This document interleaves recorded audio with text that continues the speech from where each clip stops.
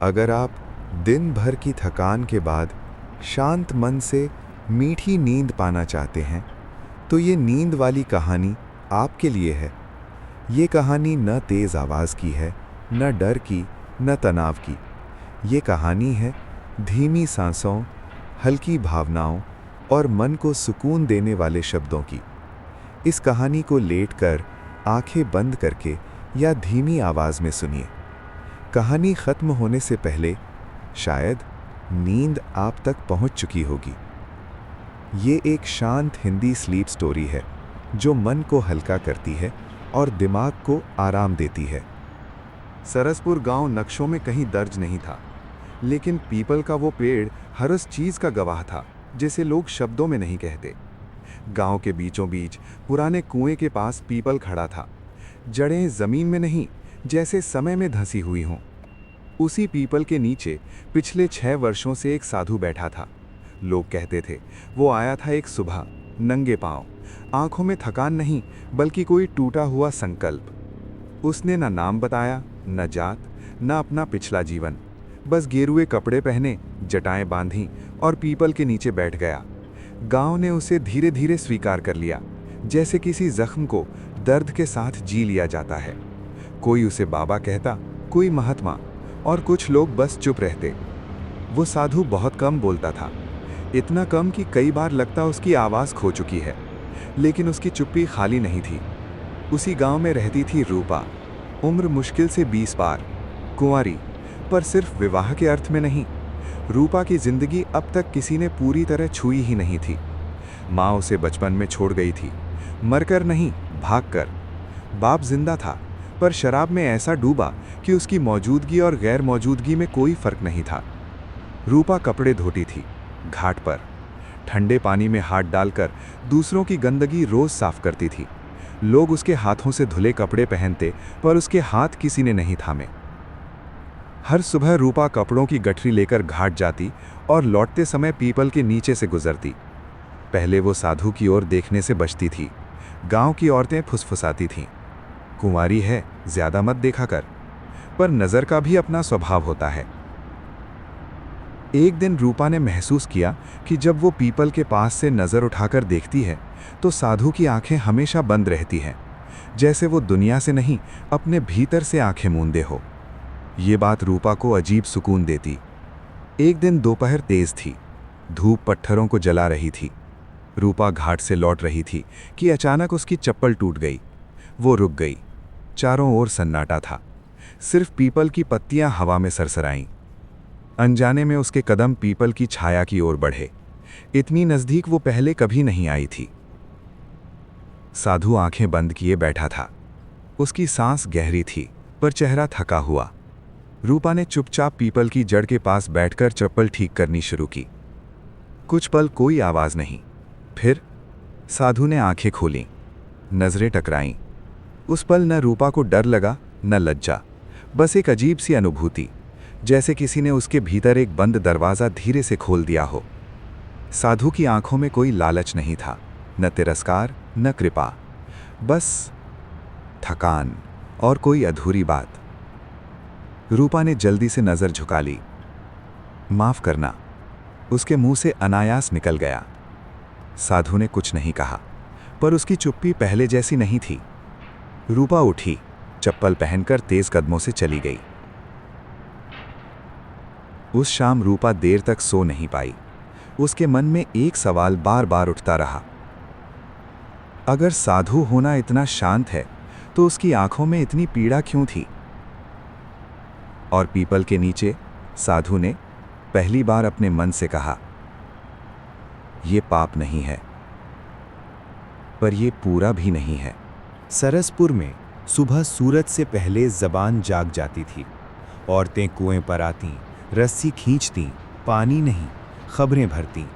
रूपा के पीपल के नीचे बैठने की बात अब तक किसी के मुंह से सीधे नहीं निकली थी, पर हवा में तैरने लगी थी। आजकल घाट से लौटते वक्त वो रुकने लगी है।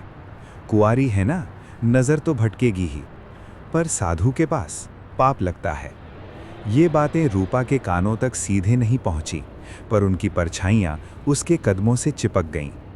रूपा समझती थी, गांव में देखा जाना सबसे बड़ा अपराध होता है। उस दिन वो घाट से जल्दी लौट आई। कपड़े आधे सूखे थे, पर मन पूरी तरह गीला। घर में बाप चारपाई पर बेहोश पड़ा था। शराब की बदबू दीवारों से टकराकर लौट रही थी। रूपा ने चुपचाप चूल्हा जलाया। रोटियां सेकते हुए उसके हाथ कांप रहे थे। उसे बार बार पीपल के नीचे खुली आंखें याद आ रही थीं। वो साधु उस दिन के बाद और भी चुप हो गया था। गांव के लोग नमस्कार करते, अगरबत्ती जलाते, माथा टेकते। वो सब स्वीकार करता, पर उसकी नज़र अब अक्सर झुकी रहती, जैसे वो किसी से नहीं, खुद से बच रहा हो। तीसरे दिन गांव के पटवारी की बहू घाट पर आई। उसने जानबूझकर रूपा के पास बैठकर कपड़े धोने शुरू किए। रूपा, उसने बिना देखे कहा, सुना है पीपल के नीचे अच्छी छाया मिलती है। रूपा का हाथ पत्थर पर रुक गया। धूप तेज थी। उसने धीरे से कहा। पटवारी की बहू हंसी, ऐसी हंसी जिसमें सवाल छिपे होते हैं। धूप तो रोज होती है, वो बोली, पर लोग हर छाया में नहीं बैठते। रूपा चुप रही। चुप्पी कभी कभी सबसे तेज आवाज होती है।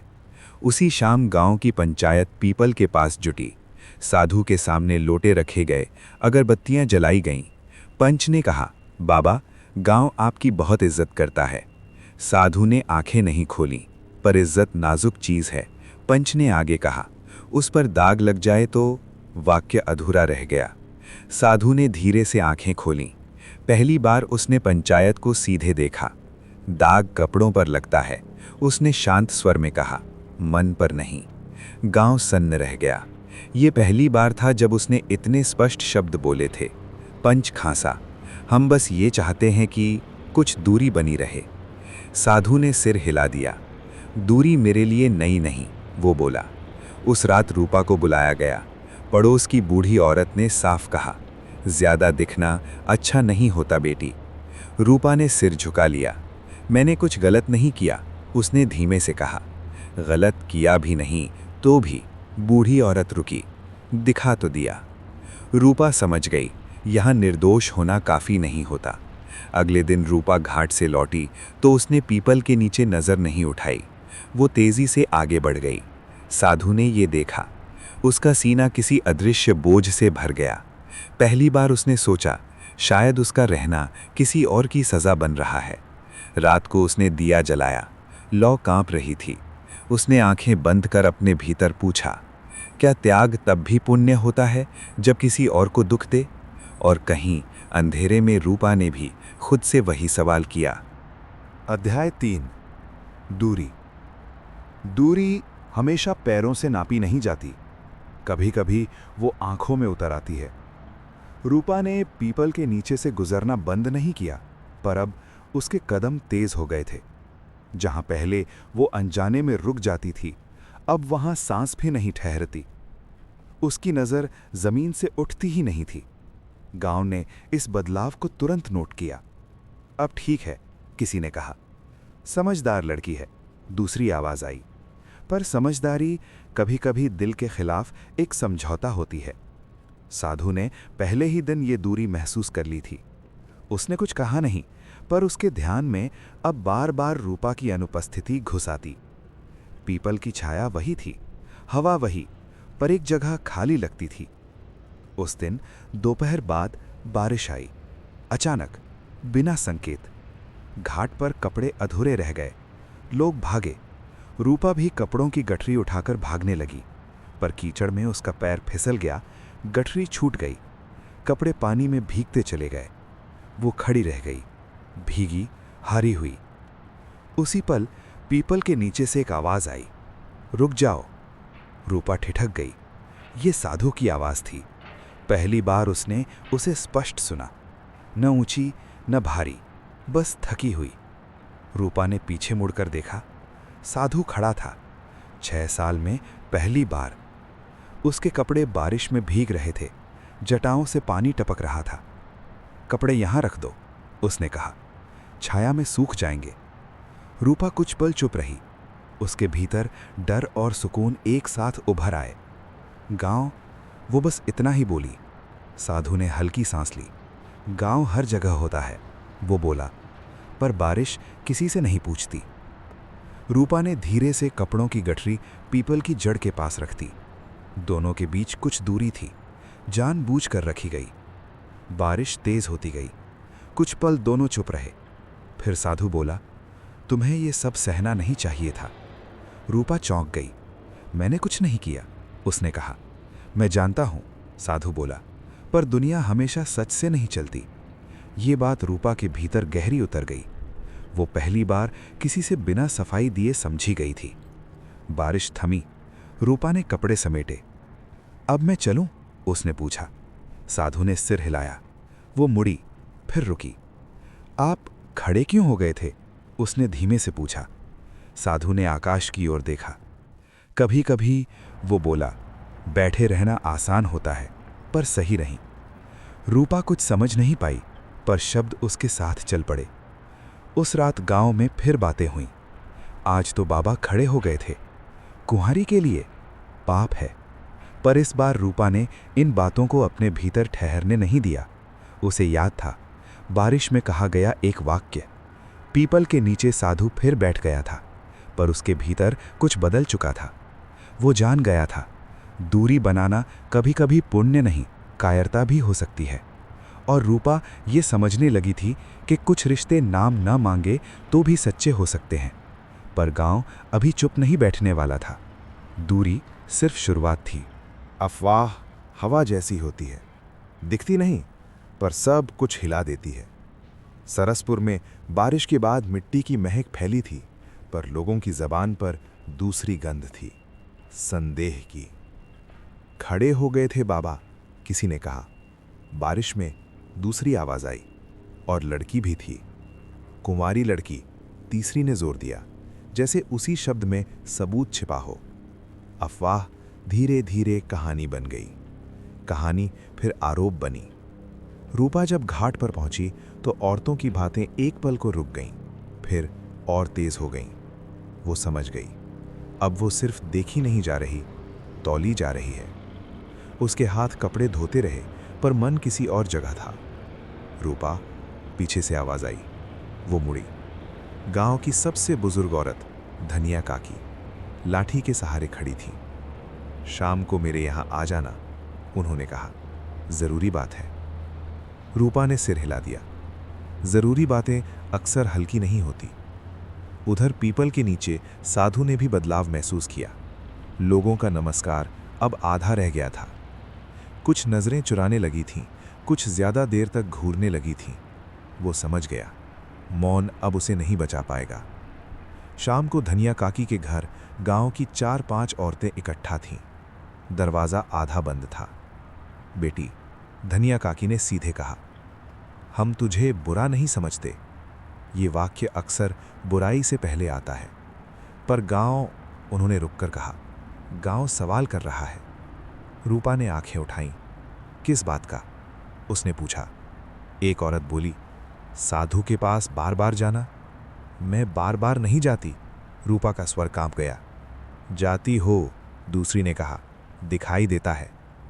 धनिया काकी बीच में बोली, तुम समझदार हो, हम बस चाहते हैं कि बातें यहीं रुक जाएं। कैसे? रूपा ने पूछा। कमरे में कुछ पल खामोशी रही, फिर एक शब्द गिरा, भारी, शादी। रूपा की सांस रुक गई। शादी? उसने दोहराया। हाँ, धनिया काकी बोली, अब उम्र भी है और इज्जत भी। रूपा हंसना चाहती थी, रोना चाहती थी, पर कुछ भी ना कर पाई। और अगर मैं ना कहूं? उसने पूछा। सबकी नजरें झुक गईं। यही जवाब था। उसी रात पीपल के नीचे कुछ अलग हुआ। साधु ने खुद गांव के पंच को बुलाया। यह पहली बार था जब उसने खुद पहल की। मैं यहां से चला जाऊंगा, उसने साफ कहा। पंच चौंक गया। बाबा, ऐसी कोई जरूरत? जरूरत है, साधु बोला, क्योंकि मेरी चुप्पी अब किसी और की आवाज दबा रही है। पंच ने सिर खुजाया। लोग तो बातें करेंगे ही, वो बोला। बातों से मैं डरता नहीं, साधु ने कहा, पर किसी की जिंदगी से खेलना मुझे स्वीकार नहीं। पंच कुछ न बोला। उसने पहली बार साधु को देवता नहीं, आदमी की तरह देखा। उधर रूपा घर में बैठी दिया जलाए घूर रही थी। शादी का शब्द उसके चारों ओर घूम रहा था, जैसे दिया नहीं, कड़ा सच हो। वो जानती थी ये प्रस्ताव उसके लिए नहीं, गांव की सुविधा के लिए है। और कहीं पीपल के नीचे साधु ने अपने भीतर एक निर्णय लिया।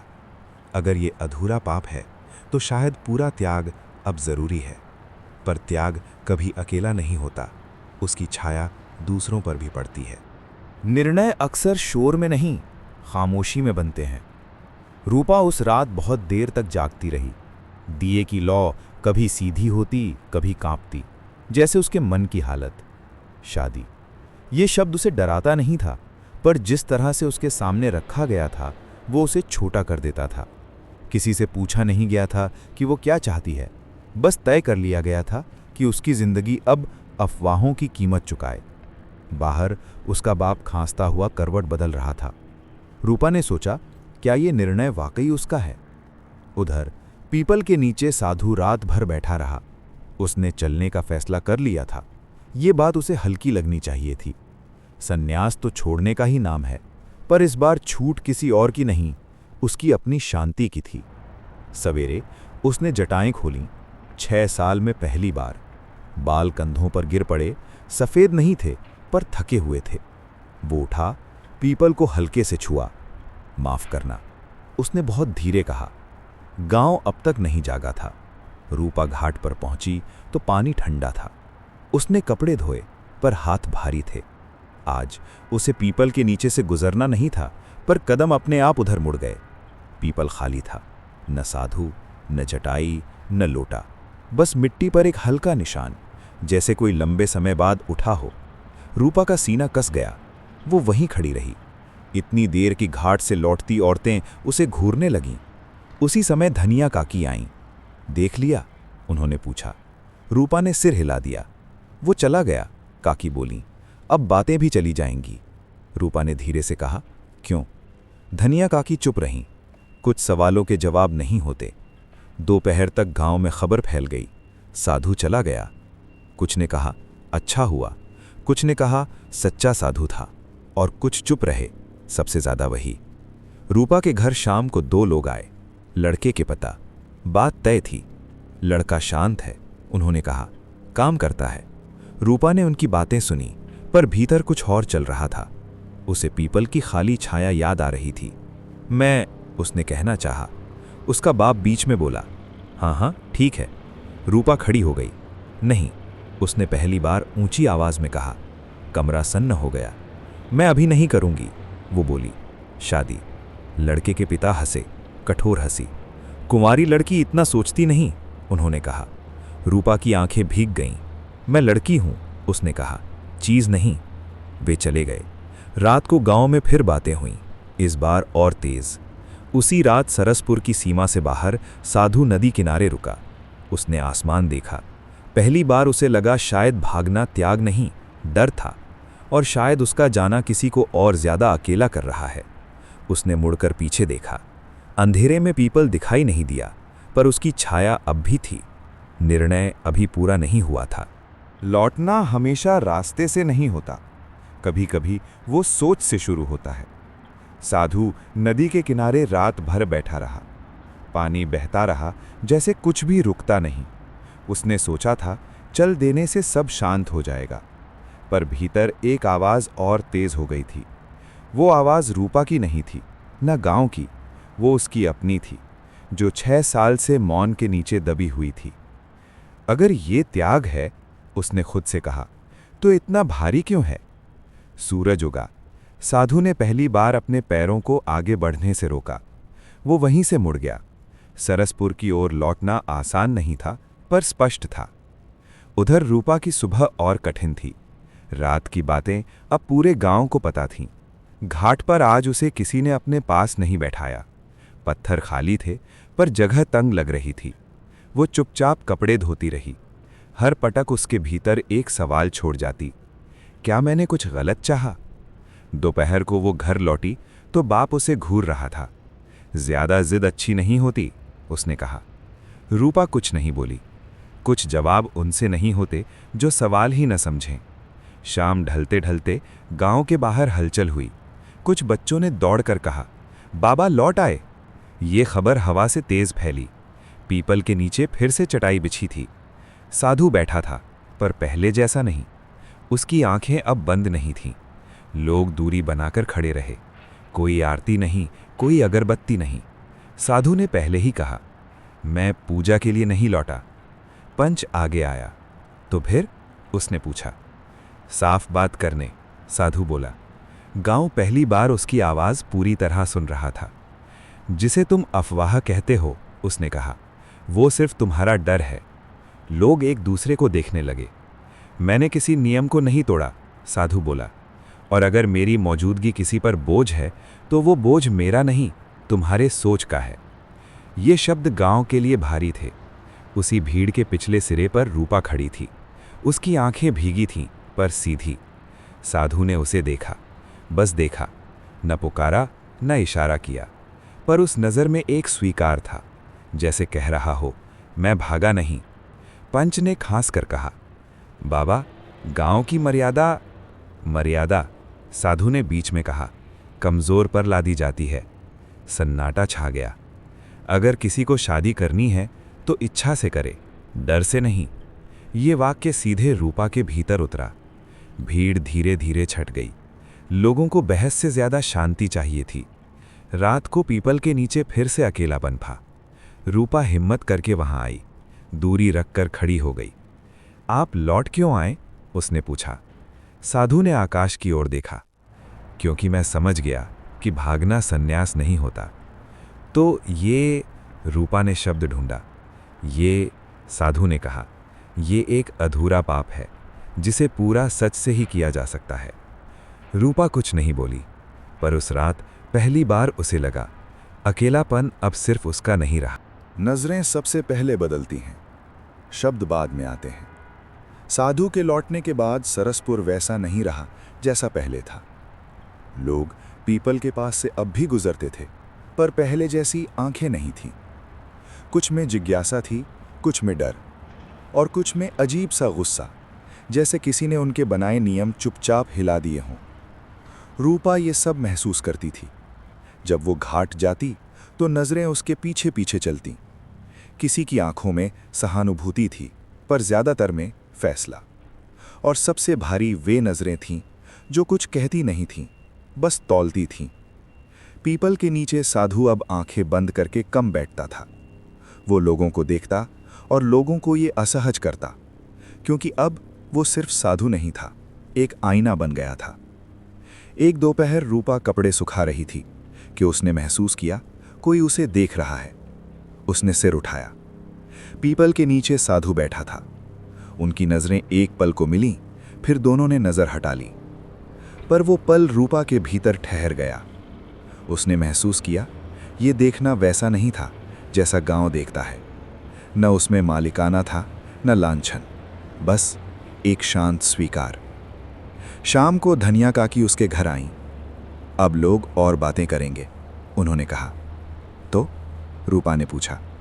धनिया काकी ठिठक गईं। इतनी हिम्मत कहाँ से आती है? उन्होंने धीमे से पूछा। रूपा ने कुछ पल सोचा। शायद अब खोने को कुछ बचा नहीं, वो बोली। काकी की आंखें भीग गईं। उधर पंचायत में फिर चर्चा हुई। बाबा बदल गए हैं, किसी ने कहा, या हम ज्यादा देखने लगे हैं, दूसरी आवाज आई। साधु को बुलाया गया। लोग कह रहे हैं, पंच बोला, आपकी नजरें ठीक नहीं। साधु हल्के से मुस्कुराया। नजरें तब गलत होती हैं, वो बोला, जब मन गंदा हो।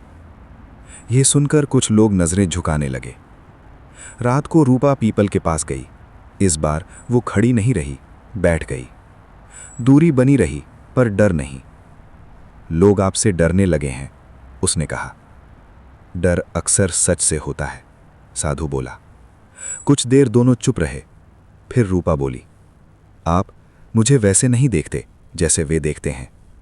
साधु ने सिर झुका लिया। मैं देखता ही नहीं, वो बोला, मैं पहचानता हूं।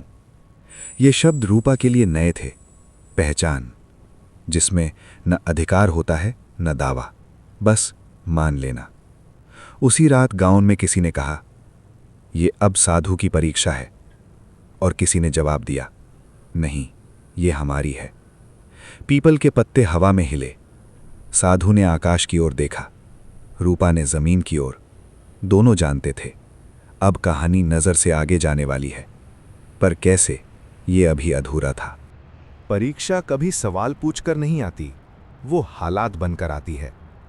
सरसपुर में अब हर दिन किसी अदृश्य कसौटी पर कसा जा रहा था। साधु की चुप्पी, रूपा का उठना बैठना, पीपल की छाया, सब कुछ लोगों की निगाह में था। एक सुबह गांव में अचानक खबर फैली, शहर से धर्मगुरु आने वाले हैं। कहा गया, देखेंगे ये साधु सच में साधु है या ढोंग। खबर आग की तरह फैली। कुछ लोग खुश थे, अब फैसला होगा। कुछ डरे हुए, कहीं सवाल उन तक न पहुंच जाए। रूपा को ये बात घाट पर पता चली। उसके हाथ पत्थर पर रुक गए। उसे समझ आ गया, ये परीक्षा साधु की नहीं, उसकी भी है।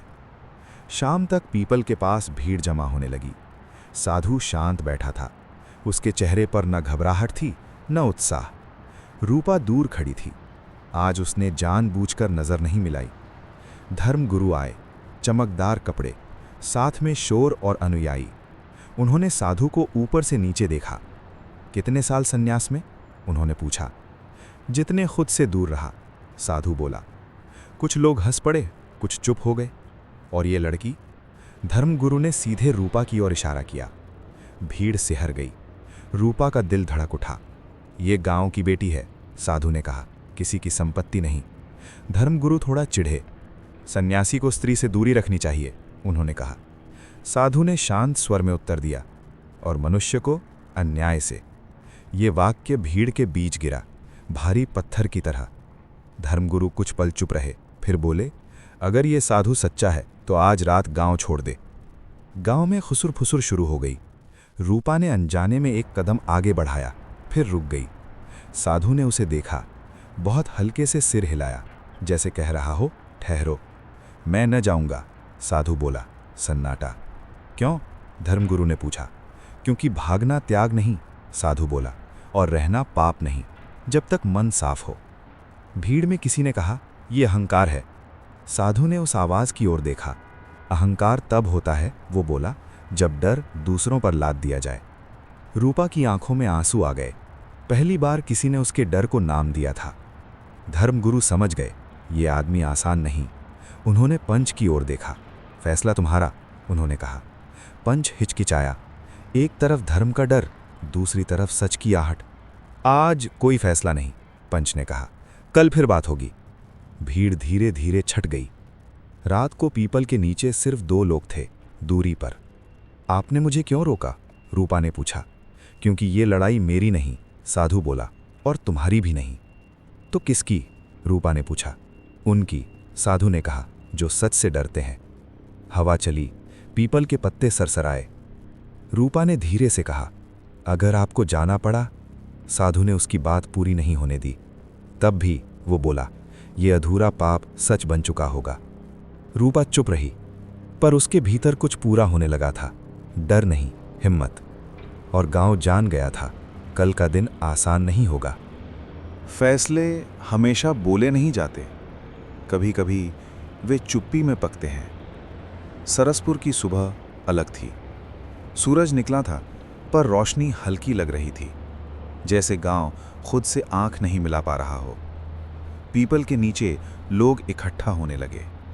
आज हर किसी को कुछ न कुछ तय करना था, भले वो अपने भीतर ही क्यों ना हो। पंच आए, धर्मगुरु भी। उनके साथ शब्द थे, भारी, पुराने। साधु पहले से बैठा था। उसके चेहरे पर कोई प्रतीक्षा नहीं थी, बस स्थिरता। रूपा भीड़ के पीछे खड़ी थी। आज उसने सिर ढक रखा था, पर आंखें खुली थीं। धर्मगुरु ने बात शुरू की। सन्यास मर्यादा मांगता है, उन्होंने कहा, और मर्यादा दूरी। भीड़ सिर हिलाने लगी। साधु शांत रहा। हम पूछते हैं, धर्मगुरु बोले, क्या तुम इस लड़की की वजह से डगमगाए हो? ये सवाल सीधा था, पर ईमानदार नहीं। साधु ने धीरे से कहा, नहीं। कुछ लोग हैरान हुए। मैं डगमगाया हूं, वो आगे बोला, पर उसकी वजह से नहीं, अपनी चुप्पी की वजह से। भीड़ सन्न रह गई। मैंने इतने साल बोलना छोड़ दिया, साधु बोला, कि जब अन्याय हुआ तो शब्द मेरे पास नहीं थे। पंच ने बेचैनी से इधर उधर देखा। तो अब? उसने पूछा। अब? साधु बोला, मैं भागूंगा नहीं। धर्मगुरु आगे आए। तो तुम सन्यास तोड़ रहे हो? साधु ने आकाश की ओर देखा। सन्यास कपड़ों से नहीं टूटता, वो बोला। वो तब टूटता है जब डर के आगे सच झुक जाए। रूपा की सांस तेज हो गई। भीड़ में कुछ फुसफुसाहटें उभरीं। और लड़की? धर्मगुरु ने पूछा। उसका क्या? ये सवाल अब तक रूपा से किसी ने सीधे नहीं पूछा था। वो एक कदम आगे आई। भीड़ सिकुड़ गई। मैं यहां हूं, रूपा ने कहा, क्योंकि मुझे यहां खड़ा होना था। उसकी आवाज कांप रही थी, पर टूटी नहीं। मैंने कुछ गलत नहीं किया, वो बोली, और अगर खामोश रहना सही होता तो मेरी जिंदगी अब तक इतनी भारी ना होती। धर्मगुरु कुछ कहने वाले थे, पर पंच ने हाथ उठा दिया। बस, पंच बोला, काफी है। गांव पहली बार एक कुंवारी लड़की को इतनी देर तक बोलते सुन रहा था। यहां कोई अपराध नहीं, पंच ने कहा, सिर्फ डर है। ये शब्द अधूरे थे, पर शुरुआत थे। धर्मगुरु चुप हो गए। वे समझ गए, यहां जीत उनकी नहीं होगी। उन्होंने जाने की तैयारी की। भीड़ धीरे धीरे छंटने लगी। पीपल के नीचे फिर खामोशी उतरी। रूपा वहीं खड़ी रही। साधु ने उसकी ओर देखा। तुमने अकेले नहीं बोला, उसने कहा, तुम्हारे भीतर बहुत लोग थे। रूपा हल्की मुस्कुराई। पहली बार वो बोली, मुझे डर कम लगा। साधु ने आंखें बंद कर लीं। यही, वो बोला, इस अधूरे पाप का सबसे पूरा सच है। दूर कहीं घंटी बजी। गांव अपने कामों में लौटने लगा, पर कुछ लोग अब पहले जैसे नहीं लौट पाए। और रूपा जानती थी, ये फैसला अंत नहीं, शुरुआत है। खालीपन हमेशा कुछ खोने से नहीं आता, कभी कभी कुछ सच दिख जाने से आता है। साधु के जाने के बाद सरसपुर पहले जैसा ही दिखता था। वही गलियां, वही कच्चे घर, वही सुबह की धूप। पर हवा में कुछ अटका हुआ था, जैसे किसी ने सवाल छोड़ दिया हो और जवाब कहीं अटका रह गया हो। पीपल के नीचे अब कोई नहीं बैठता था। लोटा नहीं था, भभूत नहीं थी, बस जमीन पर एक गोल सा निशान था जहां साधु रोज बैठता था। बच्चे वहां से भागकर निकल जाते, बड़े उधर देखते पर रुकते नहीं। रूपा उस दिन देर से उठी। पहली बार उसे लगा कि सुबह उससे कुछ मांग रही है। वो कुएं पर गई। पानी पहले जैसा ही था, ठंडा, गहरा, साफ। पर आज उसमें अपनी परछाई ज्यादा साफ दिख रही थी। औरतें धीरे धीरे आईं। बातें सामान्य थीं, अनाज, मौसम, बच्चे। पर हर बात के बीच एक चुप्पी पड़ी रहती, जैसे कोई नाम ना लिया जा रहा हो। एक औरत ने धीमे से कहा, गलत तो नहीं हुआ? दूसरी ने इधर उधर देखा, फिर बोली, किसके लिए? सवाल हवा में टक गया। रूपा कुछ नहीं बोली। वो अब हर सवाल का जवाब नहीं देना चाहती थी। उसने डोल खींचा, पानी भरा और सीधे खड़ी रही, बिल्कुल वैसे ही जैसे कल पंचायत में खड़ी थी। दोपहर में धर्मगुरु अपने घर से नहीं निकले। पहली बार उनकी आवाज गांव में नहीं गूंजी। लोगों ने इस पर कुछ नहीं कहा, पर नोटिस सबने किया। पंच खेत की ओर निकल गया। उसके कदम आज तेज नहीं थे। हर कुछ दूरी पर वो रुकता, जैसे जमीन उससे कुछ पूछ रही हो। शाम को रूपा पीपल के पास गई, अकेले। वहां अब डर नहीं था, बस खाली जगह थी। उसने वहीं बैठकर मिट्टी उठाई, हाथ से छनती हुई मिट्टी को देखती रही। उसे लगा कि साधु वहां नहीं था क्योंकि वो पवित्र था, वो वहां था क्योंकि वो डरता नहीं था। ये सोच उसके भीतर कुछ खोल गई। उसी शाम एक छोटी लड़की रूपा के पास आई। उसकी आंखें डरी हुई थीं। दीदी, उसने पूछा, अगर मैं गलत नहीं हूं तो डर क्यों लगता है? रूपा कुछ देर चुप रही, फिर बोली, डर गलती से नहीं, अकेलेपन से आता है।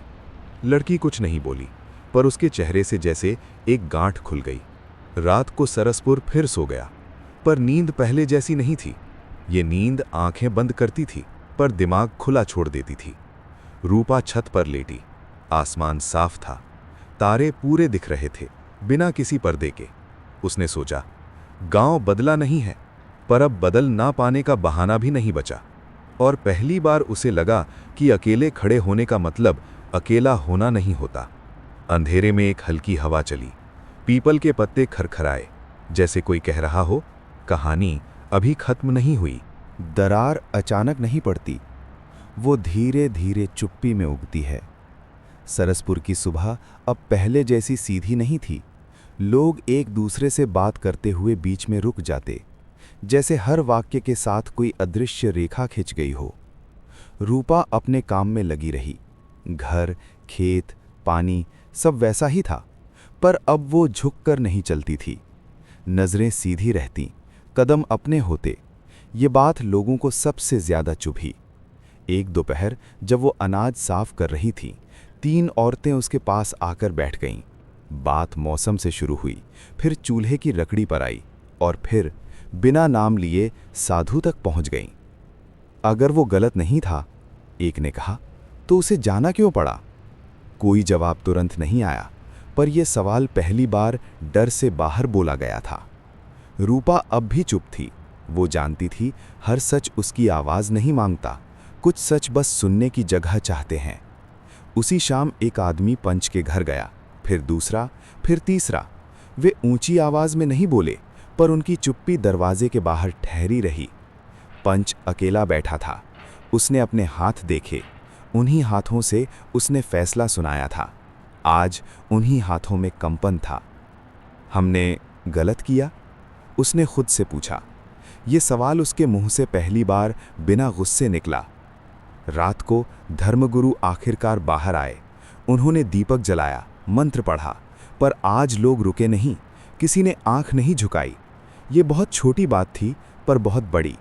रूपा ये सब देख रही थी। वो खुश नहीं थी। वो जानती थी बदलाव ताली नहीं मांगता, सब्र मांगता है। अगले दिन स्कूल के पास एक झगड़ा हुआ। एक लड़की तेज बोल रही थी। मास्टर उसे चुप कराना चाहते थे। तभी एक और लड़की बोली, वो गलत क्या कह रही है? लोग रुक गए। ये वाक्य किसी किताब से नहीं आया था, ये रोज की जिंदगी से उठा था। शाम को रूपा के घर दिया जला। आंगन में कुछ औरतें बैठीं। कोई सभा नहीं थी, कोई नारा नहीं था, बस सांस लेने की थोड़ी जगह थी। अगर हम साथ हों तो डर कम हो जाता है, एक ने कहा। रूपा ने पहली बार मुस्कुराकर सिर हिलाया। उस रात सरसपुर में एक दरार पड़ चुकी थी। दीवार अब भी खड़ी थी, पर वो अखंड नहीं रही, और यही हर बदलाव की शुरुआत होती है। दबाव हमेशा चीख कर नहीं आता, कभी कभी वो मीठी आवाज में सलाह बनकर आता है। दरार के बाद सरसपुर और शांत हो गया, जैसे गांव खुद को समेट रहा हो। लोग कम बोलते, ज्यादा देखते। रूपा ये समझ गई थी, जब निगाहें लंबी होने लगें तो बात पास आ चुकी होती है। एक सुबह उसके घर पंच की पत्नी आई। हाथ में थाली थी, गुड़, चावल और एक अध जला दिया। बेटी, वो बोली, तुम्हारा भला चाहती हूं। रूपा ने थाली आदर से ली, पर दिया नहीं जलाया। भला, उसने शांत स्वर में कहा, तभी होता है जब डर साथ ना आए। औरत कुछ पल चुप रही, फिर बोली, लोग बातें बना रहे हैं, तुम थोड़ा पीछे हट जाओ। ये पहली सीधी मांग थी। रूपा ने सिर नहीं झुकाया। मैं आगे नहीं आई, उसने कहा, मैं बस खड़ी रही। दोपहर में धर्मगुरु के चेले गांव में घूमे। उन्होंने घर घर जाकर समझाया, शांति सबसे जरूरी है। कुछ लोगों ने सिर हिलाया, कुछ ने दरवाजे धीरे से बंद कर लिए। ये दूसरी दरार थी। शाम को खेत के पास 4 आदमी रूपा से मिले। आवाज ऊंची नहीं थी, शब्द नर्म थे, पर उनके बीच धमकी चुपचाप बैठी थी। तुम्हें समझदार समझते थे, एक बोला। रूपा ने जमीन की ओर नहीं देखा। समझदारी, उसने कहा, खुद को मिटाना नहीं होती। वे कुछ देर खड़े रहे, फिर चले गए। उनके पैरों की आवाज देर तक सुनाई देती रही। रात घनी थी। घर के बाहर दिया अब भी बुझा था। रूपा अकेली बैठी। पहली बार उसके भीतर डर पूरी तरह उभरा। उसने खुद से पूछा, क्या मैं सब सह पाऊंगी? यही साहस परीक्षा लेता है, जब सवाल खुद से आता है। तभी दरवाजे पर धीमी दस्तक हुई। वही छोटी लड़की थी। उसके साथ 2 औरतें और थीं। हम ज्यादा देर नहीं रुकेंगे, एक बोली। बस ये कहने आए हैं, तुम अकेली नहीं हो। रूपा की आंखें भर आईं, पर आवाज स्थिर रही। डर अब भी है, उसने कहा। औरत मुस्कुराई। डर अब बटा हुआ है। उन्होंने दिया जलाया। इस बार रूपा ने नहीं रोका। पीली लौ दीवार पर हिली, पर बुझी नहीं। उस रात सरसपुर पूरी तरह सो नहीं पाया, क्योंकि अब दबाव सिर्फ एक तरफ नहीं था। और रूपा ने पहली बार समझा, लड़ाई किसी के खिलाफ नहीं, डर के खिलाफ होती है। सामना तभी होता है जब पीछे हटने की जगह खत्म हो जाती है। अगली सुबह सरसपुर में ढोल नहीं बजे, पर खबर हर गली में पहुंच गई। आज पंचायत फिर बैठेगी। ये घोषणा नहीं थी, ये चेतावनी थी। रूपा ने ये बात दूसरों से नहीं सुनी, उसे खुद महसूस हुई। हवा कुछ ज्यादा भारी थी। वो तैयार होकर निकली। सादा कपड़ा, खुले बाल, न कोई निशान न कोई ढाल। कुछ औरतें उसके साथ चल पड़ी। कोई नारा नहीं, कोई हाथ नहीं उठे, बस कदम एक साथ थे। पंचायत पीपल के नीचे फिर जमा थी, वही जगह, पर अब वहां खालीपन नहीं था। धर्मगुरु आगे बैठे थे, पंच उनके पास। गांव के आदमी घेरा बनाए खड़े थे। रूपा बीच में खड़ी हो गई। तुम्हें बुलाया नहीं गया, पंच ने कहा। और मैं छुपने नहीं आई, रूपा बोली। ये पहली बार था जब किसी ने पंचायत में बिना अनुमति बात की। कुछ लोग हिले, कुछ मुस्कुराए नहीं। धर्मगुरु आगे झुके। तुम गांव का माहौल खराब कर रही हो, उन्होंने कहा। औरत की मर्यादा? मर्यादा? रूपा ने बीच में टोका। तभी तक याद आती है जब सवाल औरत पूछे। सन्नाटा छा गया। एक आदमी भीड़ से बोला, हम शांति चाहते हैं। रूपा उसकी ओर मुड़ी। शांति डर से नहीं आती, उसने कहा, न्याय से आती है। ये शब्द किसी भाषण जैसे नहीं थे, ये थके हुए सच थे। पंच बेचैन हुआ। तो तुम चाहती क्या हो? रूपा ने सांस ली, लंबी, स्पष्ट। मैं कोई फैसला नहीं चाहती, उसने कहा। मैं बस ये चाहती हूं कि अगली बार किसी को बिना सुने निकाला ना जाए, न साधु न कोई और। भीड़ हिली। ये बड़ी मांग नहीं थी, पर खतरनाक थी। एक औरत पीछे से आगे आई, फिर दूसरी, फिर तीसरी। ये गलत नहीं कह रही, किसी ने कहा। धर्मगुरु खड़े हो गए। अगर ये सिलसिला चला तो गांव टूट जाएगा। रूपा शांत थी। गांव तब टूटता है जब सच बोलने से डर लगे। ये सीधा वार था। पंच ने बैठक स्थगित कर दी। ये फैसला नहीं था, ये टालना था। लोग धीरे धीरे छट गए, पर कुछ नजरें रूपा पर रुक गईं। डर से नहीं, सोच से। शाम को उसके घर के बाहर फिर दिए जले, इस बार 3। रूपा ने उन्हें देखा और समझ गई। सामना आज हुआ है, पर लड़ाई अभी बाकी है, और सरसपुर अब पीछे नहीं जा सकता था। हलचल हमेशा दिखाई नहीं देती, कभी कभी वो रोजमर्रा की आदतों में घुस जाती है। पंचायत के बाद सरसपुर जैसा था वैसा नहीं रहा। लोग अब रुककर सोचते थे, ये नई बात थी। कुएं पर औरतें अब जल्दी नहीं लौटती थीं। पानी भरते भरते बातें लंबी हो जाती। कोई नाम नहीं लेता, पर सब समझते थे किस बात की बात है। एक दिन स्कूल में मास्टर ने लड़कियों से पूछा, कल क्या पढ़ा था? एक लड़की खड़ी हुई। उसने पूरी कक्षा की ओर देखा और बोली, जो गलत है उस पर चुप नहीं रहना चाहिए। ये किताब का जवाब नहीं था, पर मास्टर चुप रहे। खेतों में आदमी हल चलाते हुए बहस करते। आवाजें तेज नहीं थीं, पर अब एक तरफ नहीं झुकती थीं। धर्मगुरु ने शाम की आरती जल्दी खत्म कर दी। उनके शब्द पहले जैसे भारी नहीं रहे। लोग सर झुकाते थे, पर आंखें अब खुली रहती थीं। रूपा ये सब देख रही थी। वो खुद को नेता नहीं मानती थी, वो बस पीछे हटना भूल गई थी। एक दोपहर उसके घर एक अजनबी आया। शहर का था, कपड़े धूल से साफ, हाथ में कागज थे। मैं सुन रहा था, उसने कहा, यहाँ कुछ बदला है। रूपा ने उसे बैठाया, पानी दिया। कागज नहीं देखे। बदलाव खबर नहीं होता, उसने कहा, वो आदत बनता है। अजनबी मुस्कुराया। फिर भी, उसने कहा, कुछ बातें दूर तक जाती हैं। ये पहली बार था जब सरसपुर अपने बाहर सुनाई दिया। शाम को पंच रूपा के घर आया, अकेला, बिना भीड़। तुम गांव को मुश्किल में डाल रही हो, उसने कहा। आवाज कठोर नहीं थी, थकी हुई थी। मुश्किल पहले से थी, रूपा बोली, बस अब दिख रही है। पंच कुछ देर खामोश रहा, फिर बोला, अगर तुम पीछे हट जाओ तो सब पहले जैसा हो जाएगा, रूपा ने कहा, और यही सबसे डरावनी बात है। पंच उठकर चला गया। उसकी पीठ सीधी नहीं थी। रात को तेज हवा चली, पीपल के पत्ते जोर से हिले, दिए डगमगाए पर गिरे नहीं। रूपा छत पर खड़ी थी। उसने सोचा, हलचल अब रुकने वाली नहीं, क्योंकि जब सवाल आदत बन जाए तो खामोशी टूट जाती है। और सरसपुर अब चल पड़ा था, धीमे पर अपनी दिशा में। रेखा तभी दिखती है जब उसे लांघ लिया जाए। सरसपुर में अब दो तरह की खामोशी थी, एक जो डर से आती है और दूसरी जो सोचकर चुप रहती है। दोनों आमने सामने थीं। उस सुबह पंच ने खुली बैठक बुलाई, इस बार बिना धर्मगुरु के। ये बात अपने आप में एक संकेत थी। पीपल के नीचे लोग जमा हुए, पुरुष आगे, औरतें पीछे। पर अब पीछे रहना वैसा नहीं था जैसा पहले। रूपा भी आई, न बुलावे पर न विरोध में, बस मौजूद रहने के लिए। पंच ने बोलना शुरू किया। गांव में बातें फैल रही हैं, बाहर तक नाम जा रहा है, हमें एक रेखा खींचनी होगी। किसके लिए? भीड़ से आवाज आई। पंच रुका। यही पहली दरार थी। सबके लिए, उसने कहा, पर शब्द कमजोर थे। रूपा आगे नहीं बढ़ी। उसने बस इतना कहा, रेखा तभी काम करती है जब दोनों तरफ एक सा नियम हो। कुछ लोग सिर हिलाने लगे, कुछ नाराज हुए।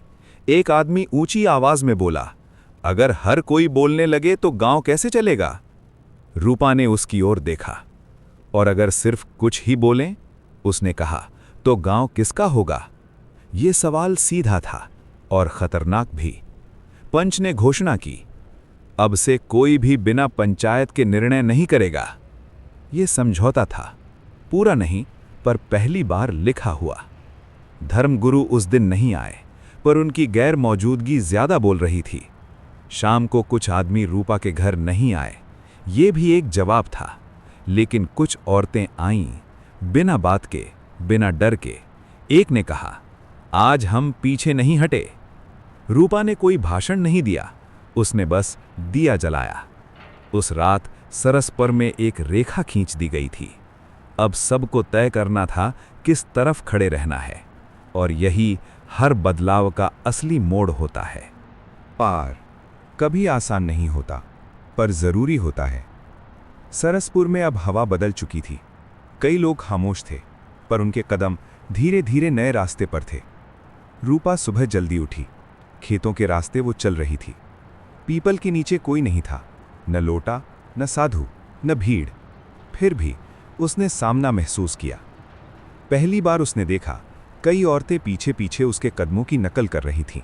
उनकी निगाहें अब डर नहीं, उम्मीद से भरी थीं। एक लड़का खेत के कोने में खड़ा था। उसने देखा रूपा सीधी चल रही है। पहली बार उसने महसूस किया कि बहादुरी हिम्मत में नहीं, दृढ़ता में होती है। दोपहर तक कुछ आदमी पंच के पास गए। वे कह रहे थे, सार्वजनिक फैसले अब हर किसी से साझा होंगे। ये पहली बार था जब बदलाव ध्यान से सुनने के बजाय अच्छी तरह देखा गया। शाम को रूपा अपने घर लौटती है, उसके हाथ में छोटा सा लोटा। पीपल के पत्ते हवा में थरथरा रहे थे।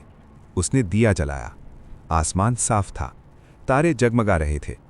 रूपा ने देखा, हर तारे में एक औरत की परछाई थी। रात को छत पर वो अकेली नहीं थी। छोटी लड़की फिर आई। दो औरतें उसके साथ थीं।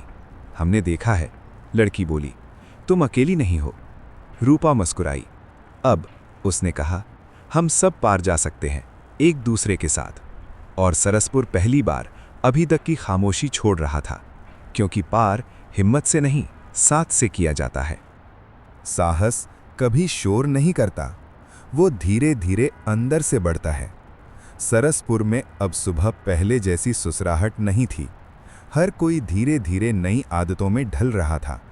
रूपा अब अकेली नहीं थी। छोटी लड़की और कुछ औरतें उसके साथ चलती थीं। वे सिर्फ घर घर काम नहीं करती थीं, वे बात करती, सुनती, सवाल उठाती। पहली बार कुछ औरतों ने पंच से खुलकर बात की। हम भी, उन्होंने कहा, निर्णय में शामिल होना चाहते हैं। पंच सिर हिलाता रहा। शब्द नहीं थे। पहली बार शब्द नहीं, भावना बोली। रूपा अब समझ गई थी, साहस व्यक्तिगत नहीं, साझा होता है। दोपहर में खेत के पास कुछ लड़के उसकी ओर आए। पहली बार उन्होंने अनजाने में सम्मान दिखाया। हम भी, एक ने कहा, सुनना चाहते हैं। रूपा सिर्फ मुस्कुराई। शब्द बोलने से पहले ही पूरा बदलाव अंदर से अंदर तक हो चुका था। शाम को गांव की गलियों में छोटे समूह एक दूसरे से मिलने लगे। वे सिर्फ बात नहीं कर रहे थे, वे सुन रहे थे, वे सोच रहे थे। रात को रूपा छत पर बैठी, पीपल के पत्ते हवा में थरथरा रहे थे, दिया जला था। अब उसने खुद से कहा, साहस हमारा है, लेकिन साथ भी हमारी ताकत है। और सरसपुर धीरे धीरे नया रूप ले रहा था, भले ही लोग इस बदलाव को पूरी तरह न महसूस करें, क्योंकि सच धीरे चलता है, लेकिन जब चलता है तो सब बदल जाता है। पहली पारी कभी आसान नहीं होती, पर वो हमेशा सबसे महत्वपूर्ण होती है। सरसपुर की सुबह अब पहले जैसी नहीं थी। गली गली में लोग धीरे धीरे देखते थे और सुनते भी। पंचायत का दिन आया। पीपल के नीचे भीड़ जमा थी, पुरुष आगे, औरतें पीछे। पर इस बार कुछ औरतें सीधे बीच में खड़ी थीं। रूपा उनके साथ थी। खड़ी होकर उसने देखा, पुरुषों की निगाहें पहली बार सिर्फ उसे देख रही थीं, न कि पीछे छुपी भीड़ को। पंच शुरुआत करने ही वाला था, तभी रूपा ने धीमे से कहा, हमें भी सुनना चाहिए। सन्नाटा छा गया। धर्मगुरु जो दूर बैठे थे चौंक गए। औरत, किसी ने फुसफुसाया। रूपा खड़ी रही। हमारा अनुभव, हमारी राय, हमारी जिंदगी, क्या ये महत्वहीन है? कुछ औरतें धीरे धीरे उसके पास आईं। उनके कदम सीधे थे, आवाजें नरम थीं पर स्थिर। पंच पहली बार चुप हो गया। वो जानता था इस बार सिर्फ आदेश देना काम नहीं आएगा। रूपा ने एक एक मुद्दा उठाया, पानी, अनाज, सुरक्षा, सामाजिक नियम। उसकी आवाज शोर में खोई नहीं, बल्कि सबके दिलों में घुस गई। धर्मगुरु कठिन चेहरे से देख रहे थे। कुछ लोग संतुष्ट थे, कुछ डर गए। अंत में पंच ने सिर हिलाया। ठीक है, उसने कहा, आज से हर निर्णय सुनकर लिया जाएगा। औरतों की राय सुनना अनिवार्य है। भीड़ में हल्की खुशी छा गई। किसी ने ताली नहीं बजाई, पर आंखों में चमक थी। रूपा बस खड़ी रही। उसने नहीं सोचा कि उसने जीत हासिल की। उसने सिर्फ देखा कि पहली पारी खेल शुरू कर चुकी है। शाम को पीपल के नीचे दिए जले। इस बार 3 नहीं, 7 दिए। और उनका प्रकाश सिर्फ दीपक का नहीं, एक नई उम्मीद का था। सरसपुर धीरे धीरे पहली बार खुद को देख रहा था, और शायद समझ भी रहा था। असर हमेशा तुरंत नहीं दिखता, कभी कभी वो धीरे धीरे हर जगह फैलता है। सरसपुर में अगली सुबह पहली बार सब कुछ पहले जैसा नहीं था। कुएं पर औरतें अब खुलकर बात करती थीं। बातें सिर्फ अनाज या पानी की नहीं थीं, वे अपने अधिकार, अपनी जिंदगी, अपने सवालों तक पहुंच रही थीं। स्कूल में लड़कियां खुलकर बोल रही थीं। मास्टर पहली बार उनकी राय पूछ रहा था। छोटी लड़की, जिसने पहले रूपा के कदम देखा था, अब कक्षा में सीधी खड़ी थी। हम भी, उसने कहा, सुनना चाहते हैं। खेतों में आदमी धीरे धीरे नए नियम मान रहे थे। पहली बार किसी ने अजीब निगाहें नहीं डालीं, सिर्फ थोड़ा सा सहानुभूतिपूर्ण मुस्कान। रूपा अब अपने घर के आंगन में बैठी थी, हाथ में छोटा लोटा। पीपल के पत्ते हवा में थरथरा रहे थे।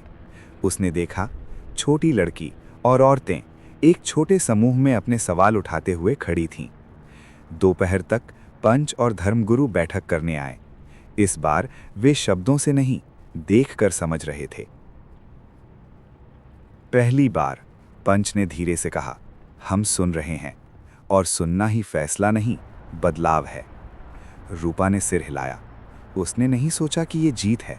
उसने सिर्फ पहला असर देखा, छोटी, धीमी, लेकिन स्थिर।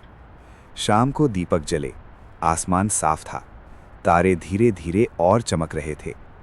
रूपा ने सोचा, असर एक ज्वाला की तरह धीरे धीरे सब तक पहुंचता है। उस रात सरसपुर पहली बार बिना शोर के पर बदल रहा था। सच कभी शॉर्टकट नहीं होता, वो धीरे धीरे हर चीज में समा जाता है। सरसपुर की सुबह अब पहले जैसी नहीं थी। कुएं पर औरतें खुलकर बात कर रही थीं। बच्चे खेलते हुए उनकी आवाज़ सुन रहे थे। पुरुष धीरे धीरे उनकी राय मान रहे थे। रूपा पीपल के नीचे बैठी थी। उसके हाथ में लोटा था, पर अब ये सिर्फ पानी भरने का नहीं था, ये सच देखने और सच मानने का सिंबल बन चुका था। छोटी लड़की उसके पास आई। दीदी, उसने कहा, हम अब डरते नहीं। रूपा मुस्कुराई। डर? उसने कहा, अब हमारा नहीं, हमारे साथियों का भी नहीं। गांव में पहली बार सबने देखा, सत्य कभी अकेला नहीं होता, ये साथ में खड़ा होता है। पंच अब नियम बनाते समय औरतों की राय पूछता था। धर्मगुरु शांति से अपने घर के पीछे बैठते थे।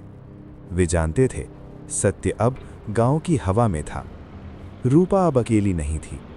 वो जानती थी, साथ होने का मतलब सीधे खड़ा होना है, और सीधा खड़े होने का मतलब सच्चाई है। सूरज ढल रहा था। छत पर रूपा आसमान देख रही थी। तारे चमक रहे थे। पीपल के पत्ते धीरे धीरे हिल रहे थे। उसने सोचा, सच हमेशा बड़ा नहीं होता, पर वो सबसे शक्तिशाली होता है। और सरसपुर पहली बार पूरा सच देख चुका था। रूपा ने गहरी सांस ली। आज किसी ने उसके ऊपर फैसला नहीं किया था। आज उसने खुद को और गांव को चुना था, और ये सबसे बड़ा बदलाव था। अब अपनी आंखें धीरे से बंद कीजिए। अगर कहानी के शब्द धुंधले हो रहे हैं तो उन्हें पकड़ने की कोशिश मत कीजिए। नींद इसी तरह आती है। सांस धीमी होने दें, सोच हल्की होने दें। आज की कहानी यहीं समाप्त होती है, लेकिन आपकी नींद अब शुरू हो चुकी है।